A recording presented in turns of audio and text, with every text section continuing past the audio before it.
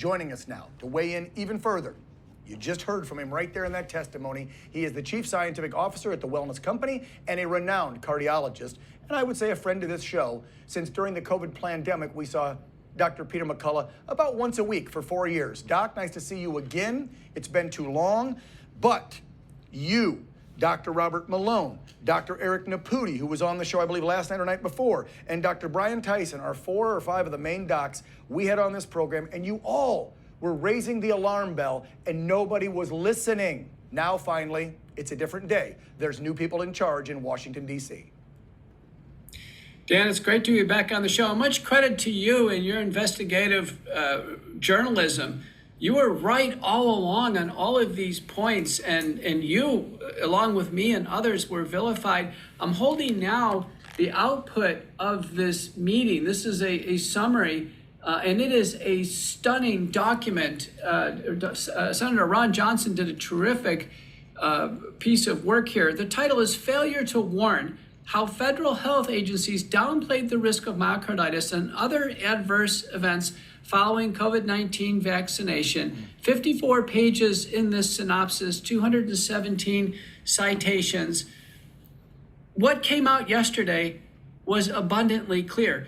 Our federal government agencies knew the vaccine was causing heart damage, and in some, the heart damage was fatal. They suppressed that information from the public because they didn't want to have vaccine hesitancy, and as a result, more unwitting people took the vaccine and sadly lost their lives.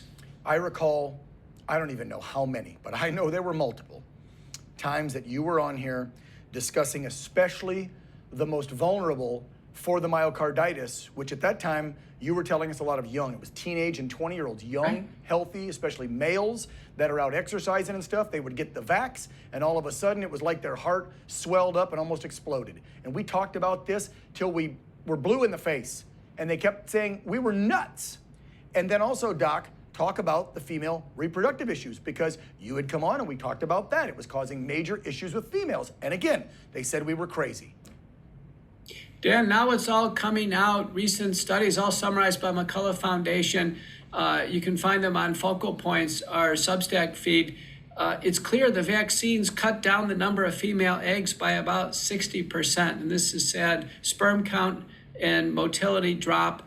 And now there's a global fertility drop, as published by former Danish public health official, Dr. Vibeke Manichi, who I've recently had on Focal Points. It's clear now, young parents are going to have trouble conceiving children because they've taken the shots. Oh, Doc, I've had different people on that do holistic and organic and natural ways to try and clear this. Is there some stuff that people can do to get this spike protein and the crap that's in the mRNA, that's in this vaccine, out of their body so they don't have to worry about myocarditis? Or if they're a female, they don't have to worry about reproductive issues? Or are they just unfortunately permanently damaged because our government lied and cared more about the big pharma money than they did about the citizens they're supposed to serve and protect?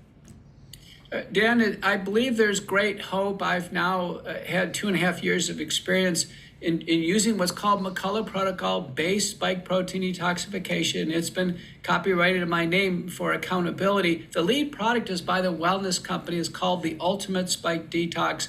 This reliably aids the human body in clearing the vaccine spike protein, also the spike protein from the infection. It's 3 natural products, nattokinase, bromelain, curcumin, in combination with several minor ingredients.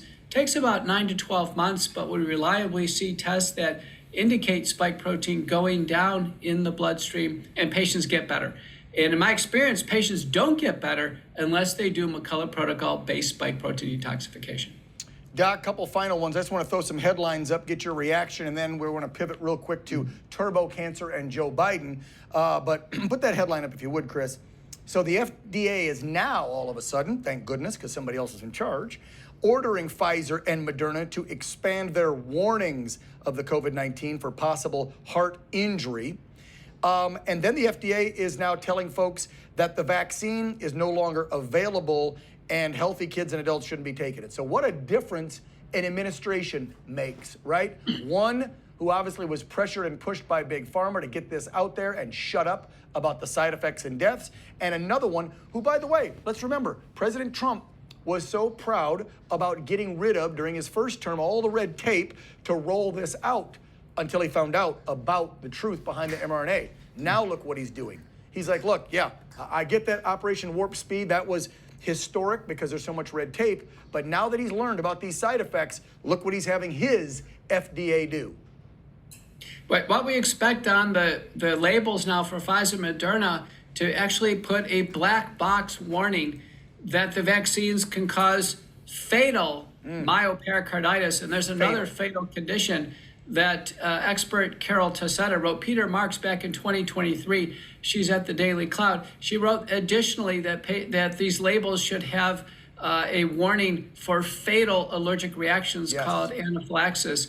Now, in terms of restricting the number of people eligible for vaccination, it's good in theory, but they still say that 31 million adults my age, 31% of the population rather, should be taking COVID shots. The reality is only 15% of people are taking COVID shots. So they're still way off. Doc, less than 30 seconds left. I'm just going to pivot quick because I know you were asked this on the Hill too, and everybody's been yakking about this. The big revelation that in addition to dementia, Joe Biden also has this late-stage prostate cancer. And I've had many doctors now tell me that one of the main reasons it probably accelerated so fast was because they gave the man 6 of these shots, which can cause turbo cancer. In your professional opinion, do you think that occurred? He took 6 shots. He has the most aggressive form of cancer, and it's progressing rapidly. Yeah, I think it's turbo cancer. Oh, no. Well, see, and that's why President Trump has been sympathetic to Joe Biden, because he didn't know what they were doing to him. Let's be real, with the dementia. They shot him up with this mRNA, and now they've, in essence, killed him with the cancer. That's why President Trump can recognize who's really to blame, the enablers behind it. Dr. Jill, his chief of staff, these enablers in that regime. Doc, as always, thank you for being a voice of common sense, of science, and of trying to help your fellow man. God bless you, Doc. Thank you. Yeah.